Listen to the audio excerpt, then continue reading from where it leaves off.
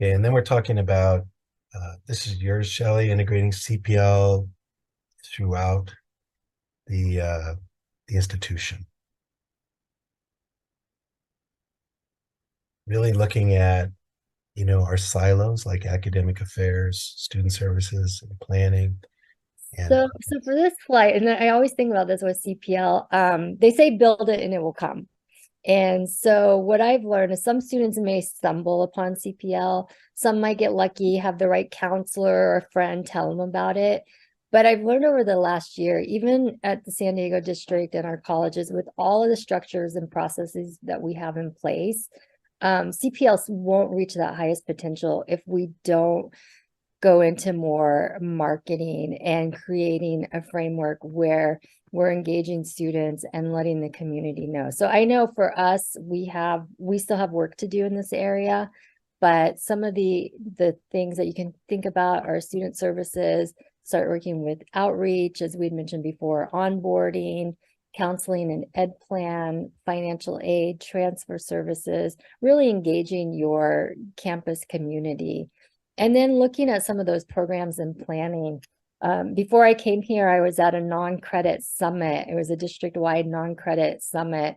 And we were talking, one of the presenters talked about the CPL process we have it for high school, but then we also have it for our non-credit. And she said one of the things that she did was she actually tried to do a petition for credit and walk through. And then she was able to see, oh, like, oh, wow, this is a yeah, little complicated. She had to have her staff help her. So really look at your processes and how you establish them. And maybe I think it's a good idea to walk through the process and see where are those gaps, where are students getting lost. Apprenticeships, we have another good example. Miramar College Fire is developing their first apprenticeship there's a CalJack apprenticeship, and they're actually doing CPL with the apprenticeship. So students who go through that apprenticeship can actually get credit for courses at Miramar College. So these are just some of the examples. And then I didn't know if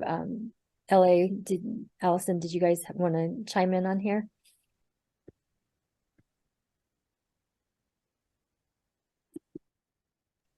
So I wasn't sure if you wanted us to wait till the other slide, Sam, or not. you can just talk it. No, you could talk about I yeah, mean, we were integrating. We're in the same place as Shelley's. We're talking to the right people. They're engaged. They're interested. We do have CPL integrated with our dental assisting apprenticeships that are going on right now, and we have a partnership with the LA County Assessor's Office that we'll talk a little bit more with our real estate program. So yeah, I think it's key. Our work group with these two silos meet at least once a month, and then our CPL team specifically meets weekly to kind of troubleshoot or assess yeah, what our issues are. But yeah, there's lots of opportunity. I think people are really excited yeah. to continue the work and grow. And Allison, you've worked your way. You're still working your way through procedures. That uh, there's so many opportunities to hit little roadblocks that that take time that are taking some time to overcome. I don't know if you want to mention anything about Yeah, that. I mean, I think that so we have to work through some of the practices that, let's say, our A&R are used to doing, Yeah, and then having to raise the issue around, well, is it required by Title V? Is it required by any kind of board rule or administrative procedure?